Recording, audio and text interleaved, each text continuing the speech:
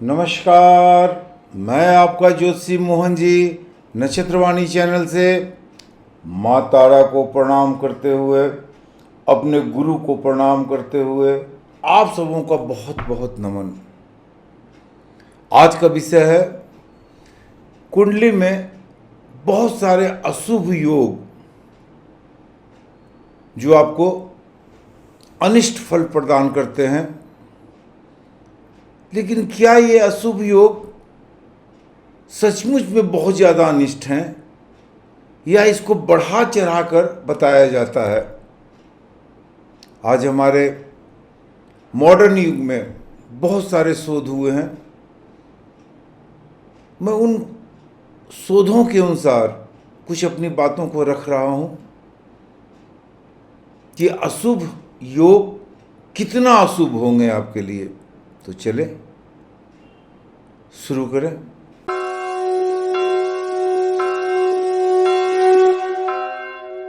सबसे पहले चंडाल योग, जो आजकल बहुत बड़ा विषय बना हुआ है जब से राहु ट्रांजिट किए हैं मेष राशि में। तो ये चंडाल योग, चूंकि राहु और बृहस्पति के साथ ही ये चंडाल योग लगता है, तो राहु के ट्रांजिट के कारण ये चंडाल योग आजकल चर्चा का विषय बना हुआ है। तो गुरु के साथ राहु या केतु हो तो ये चंडाल योग लगता है। लेकिन राहु का अपना नेचर है। राहु का रंग काला होता है और राहु ही एक ऐसा ग्रह है जो 24 घंटा आपके साथ रहते हैं, क्योंकि ये छाया ग्रह है। जरा सी भी रोशनी होगी तो छाया बनेगा और राहु आपके साथ रहेंगे ही। इस भौतिक युग में राहु एकमात्र ऐसे ग्रह हैं जो आपको फर्श से लेके अर्श तक बैठा सकते हैं, दरिद्र से करोड़पति बना सकते हैं। और गुरुदेव तो देवताओं के गुरु हैं, ज्ञानी हैं, उन्हें मालूम है कि राहु का कैरेक्टर क्या है। और जब राहु के साथ आते हैं तो क्या देवताओं के गुरु राहु के प्रभाव में आ जाएंगे? जो गुरु हैं किसी उदंड छात्र के प्रभाव में चले आएंगे, उदंड व्यक्ति के प्रभाव में चले आएंगे, जिनका कैरेक्टर बहुत ही सौम्य है, जो मास्टर हैं, टीचर हैं, जो लोगों को मारते हैं और मार के अच्छे अच्छे व्यक्तियों को सुधार देते हैं, उदंड छात्रों को भी रास्ते पर ला देते हैं। तो क्या राहु का चंडाल योग आपके लिए बहुत ही ज़्यादा अशुभ है? ऐसा नहीं है। आप अगर ध्यान से देखें तो राहु एक कैटलिस्ट का काम करता है। जिस ग्रह के साथ रहता है उसकी क्षमता को बढ़ाता है, जिस राशि में रहता है उसकी क्षमता को बढ़ाता है। तो गुरु चंडाल योग जिसको हम कहते हैं, ये उतना हानिकारक नहीं है जितना हानिकारक बनाया जाता है। हाँ, ये सही है कि गुरु भी थोड़े से ट्रैक चेंज करते हैं और जिन व्यक्तियों को नहीं देना चाहिए, जो चोर चुहार उचक्के हैं, उससे भी गुरु अपार लक्ष्मी प्रदान करते हैं। लेकिन राहु के साथ जो चंडाल योग बनता है, जो हमारे शास्त्र में लिखा गया है, मैं शास्त्र के ऋषि मुनियों की आलोचना नहीं कर रहा हूं, लेकिन राहु के साथ बना हुआ चंडाल योग आपको लखपति अरबपति भी बना सकता है, बशर्ते आप राहु के दिशा निर्देश को छोड़कर राहु की निगेटिव एनर्जी को छोड़ दें। आप राहु की पॉजिटिव एनर्जी को लें और गुरु के बताए हुए रास्ते पर चलें, सत्कर्म करें। आपको ये चंडाल योग जमीन से आसमान पर उठा देगा। अब आते हैं ग्रहण दोष के बारे में, ग्रहण योग के बारे में। सूर्य के साथ राहु और केतु हो तो ग्रहण योग लगता है। हम किताबों में पढ़ते हैं, शास्त्रों में पढ़ते हैं, ऋषि मुनियों का कहना है कि सूरज के साथ जब कोई ग्रह आता है तो ग्रह अस्त हो जाता है। सूरज के प्रभाव में वो ग्रह पूर्ण रूप से अस्त होता है। सूरज तो आत्मा के कारक हैं, तो ग्रहण योग कैसे? राहु केतु दो एक्सिस हैं जो हमेशा 180 डिग्री पे रहते हैं। सूर्य जब राहु की या केतु की युक्ति में आता है और अगर सूर्य मेष राशि का है, केतु के नक्षत्र का है, तो ये ग्रहण योग आपको महान आध्यात्मिक व्यक्ति बना देगा। आपकी आत्मा अध्यात्म की तरह चली जाएगी। यही सूरज अगर मेष राशि का है और शुक्र के नक्षत्र में है तो लग्जरी से आप भर जाएंगे, लग्जरी सामानों से आप काफी प्रेम करेंगे। कई महिलाओं से आपके संबंध बन सकते हैं जो हानिकारक है। अब यही सूरज अगर शुक्र के नक्षत्र में है तो क्या होगा? कई तरह के आपको अनैतिक संबंध दे सकते हैं, लग्जरी दे सकते हैं, बड़ी बड़ी गाड़ियां दे सकते हैं, बड़े बड़े घर दे सकते हैं। लेकिन अगर यही सूरज अपने ही सूरज के नक्षत्र में मेष राशि में आ जाते हैं तो क्या होगा? सूरज अगर मेष राशि में है और सूरज के ही नक्षत्र में है, अपने ही नक्षत्र में है, राहु कुछ नहीं बिगाड़ सकता है उसका, कुछ नहीं बिगाड़ सकता है, कोई ग्रहण दोष नहीं। सूरज के प्रभाव में काला राहु एक लंबी छाया बनाएगा, लंबी छाया, और आपको विदेश भ्रमण, विदेशों से अच्छे व्यापार, विदेश सेवा, यही सूरज और राहु का ग्रहण आपको देगा। यहां पर एक चीज जानने वाली बात यह है, सूरज पिता के भी कारक ग्रह होते हैं, तो ये ग्रहण दोष जब राहु के साथ सूरज हो, चाहे सूरज के साथ केतु हो, तो पिता के स्वास्थ्य पर आपको हानि पहुंच सकती है। पिता बिछावन पर पड़ सकते हैं, हॉस्पिटलाइज हो सकते हैं। लेकिन ऐसा नहीं है कि सूरज राहु साथ में हो तो सारी जिंदगी आप पर ग्रहण है, ऐसा नहीं है।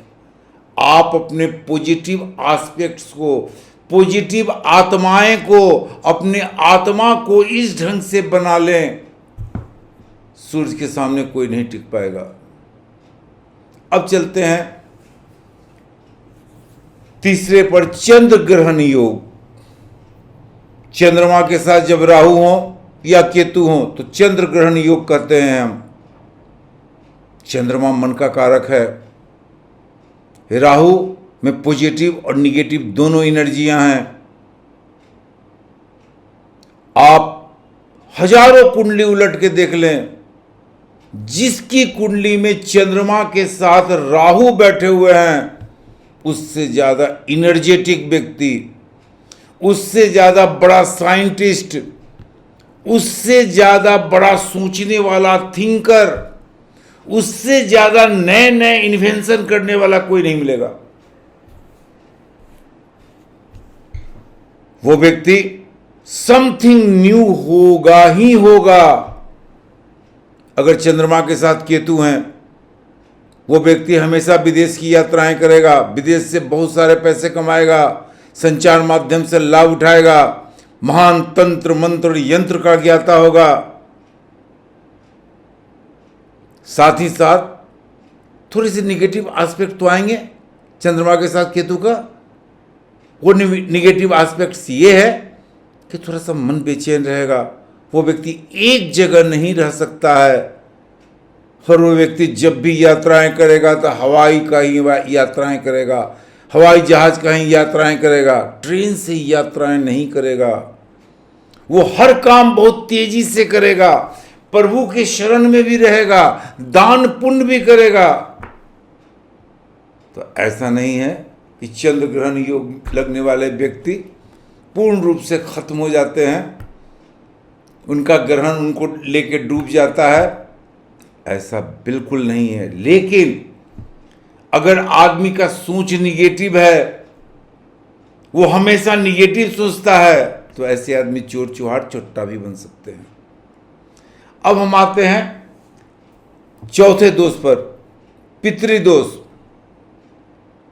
यह जातक को 2, 5 और 9 भाव में राहु केतु या शनि है तो जातक का पितृदोष कहा जाता है और पितृदोष से पीड़ित कुंडली कहा जाता है। तो राहु जब दूसरे भाव में होंगे तो वाणी में आपके दोष जरूर देंगे, अभद्र वाणी आप जरूर बोलेंगे। लेकिन दूसरे भाव को पिता से क्या संबंध, क्यों पितृदोष लगेगा? हाँ, राहु अगर दूसरे भाव में सूर्य के नक्षत्र में हो तो पिता को कष्ट होगा। राहु अगर पंचमे भाव में हो तो इसे भी कहते हैं कि पितृदोष लगता है। पंचम भाव संतान का भाव होता है। काल पुरुष की कुंडली में पंचम भाव का स्वामी सूर्य देव होते हैं।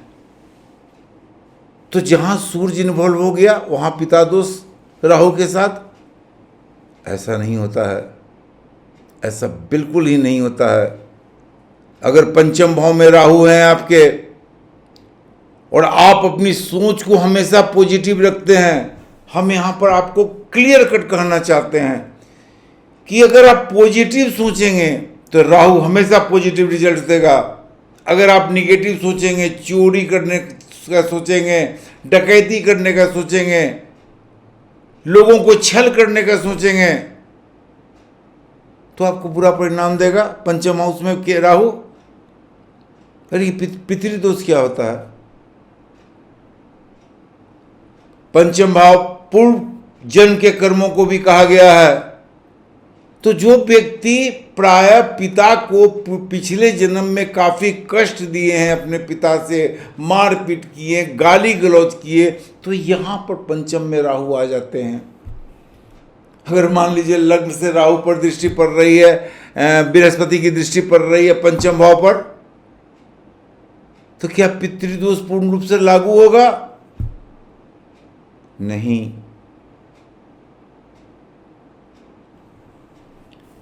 अब आते हैं हम नाग दोष के बारे में। नाग दोष भी आजकल बहुत प्रचलित है। काल सर्पयोग का निवारण कराएं। काल सर्पयोग आपकी कुंडली में लगा हुआ है, यह कथन बहुत ज्यादा प्रचलित हो गया है। नाग दोष, यदि जातक के पंचम भाव में राहु विराजमान है तो नाग दोष भी लगता है। यहां पर आप ध्यान देंगे, पंचम भाव संतान का भाव है, राहु सांप है और सांप का मुख है राहु। अगर मान लीजिए कि पंचम भाव जो आपका है अश्वलेषा नक्षत्र में है, राहु वहां नहीं है। अश्वलेषा नक्षत्र के स्वामी बुध होते हैं, लेकिन अश्वलेषा नक्षत्र के देवता नाग देव हैं और पंचम भाव में राहु बैठे हुए हैं। अश्वलेषा नक्षत्र में मान लीजिए बैठ गए, ये बहुत का ज्यादा हानिकारक होगा और जातक की उम्र पर इस प्रकार सबसे ज्यादा असर पड़ेगा।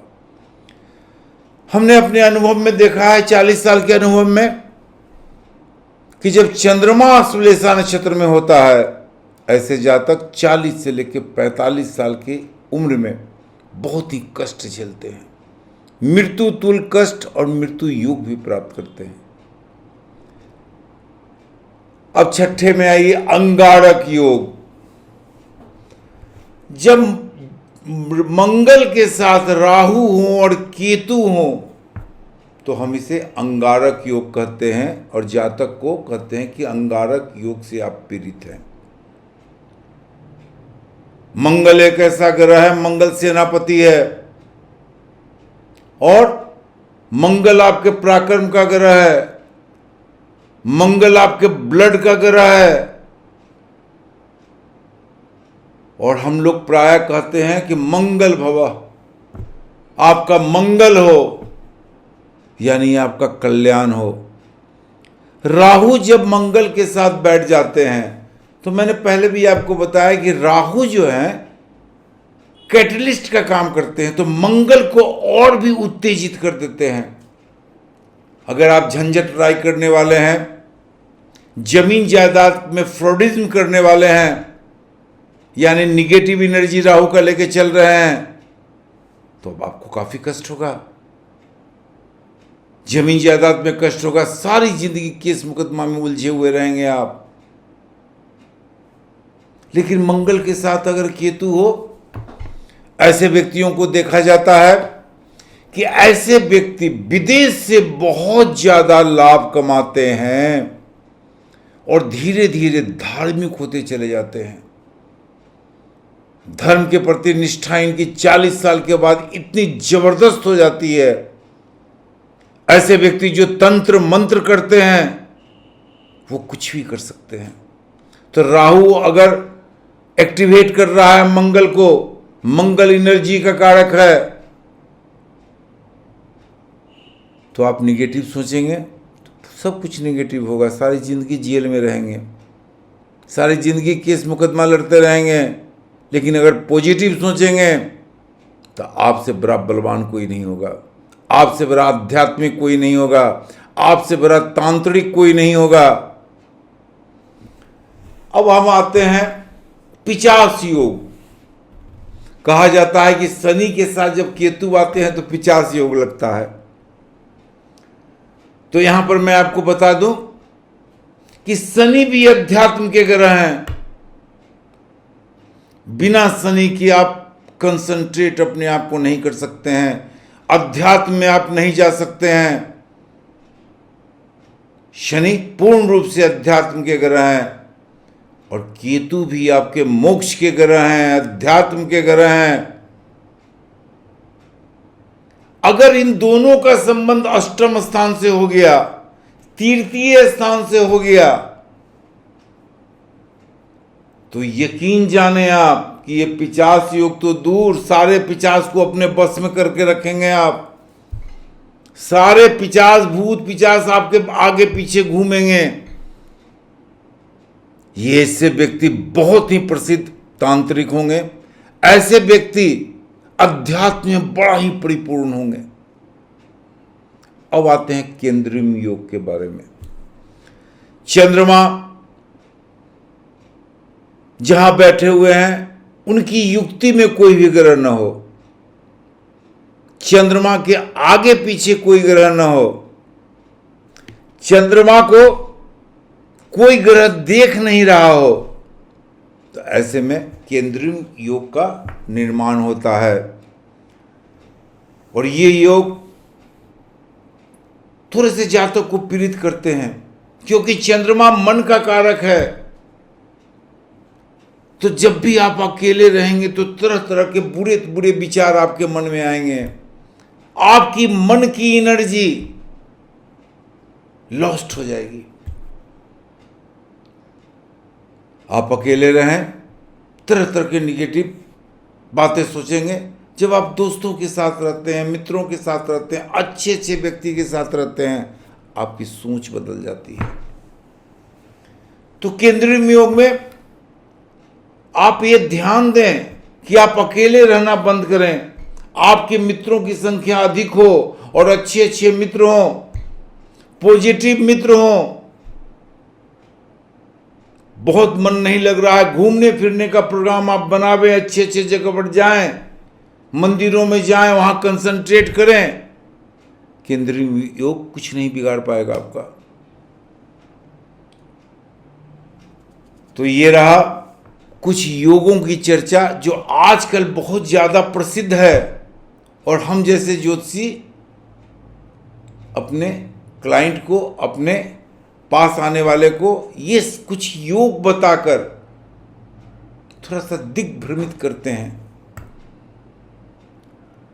तो ऐसा नहीं है, बुरे व्यक्ति से भी अच्छे काम लिए जा सकते हैं।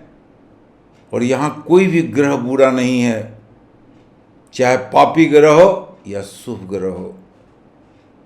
जैसे पापी ग्रह राहु, जिसे सबसे ज्यादा बुरा माना जाता है, यही राहु आपको अरबपति बना देगा। सबसे शुभ ग्रह बृहस्पति देव, जब कहा जाता है कि 11th में बृहस्पति देव जाते हैं आपके कुंडली में, तो बहुत अच्छा प्रभाव देते हैं ना।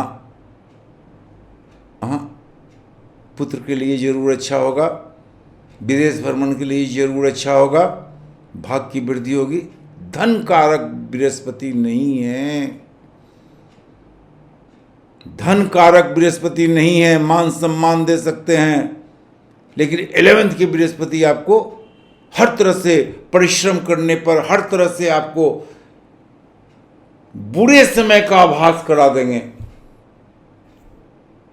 तो ऐसा नहीं है, जो है आपके कर्म, आपके पूर्व जन्म के कर्म, आपके संचित कर्म, आपके क्रियामय कर्म आपकी पूरी जिंदगी पर प्रभाव डालते हैं। योग तो योग है, पहले का योग बना हुआ है। पहले एक आदमी कमाता था और 20 आदमी घर में खाते थे। अब तो हस्बैंड वाइफ दोनों कमाने लगे हैं। पहले विदेश जाना, राहु विदेश भ्रमण कराता था, घर से दूर ले जाता था, बड़ा बुरा माना जाता था। आज बड़े गर्व से लोग कहते हैं कि मेरा बेटा ऑस्ट्रेलिया में है, अमेरिका में है। तो कंसेप्ट काफ़ी चेंज हो चुका है। ये छोटी सी वीडियो हम आपको दिग्भ्रमित होने से रोकने के लिए बनाए हैं। उम्मीद है कि आप काफ़ी पसंद करेंगे इसे, और आप मेरे चैनल को सब्सक्राइब करें, लाइक करें, शेयर करें। कम से कम 1-2 मित्रों को भी तो शेयर कर दें। आपके आभारी हैं हम, आपने हमें बहुत प्यार दिया, दुलार दिया। नमस्कार।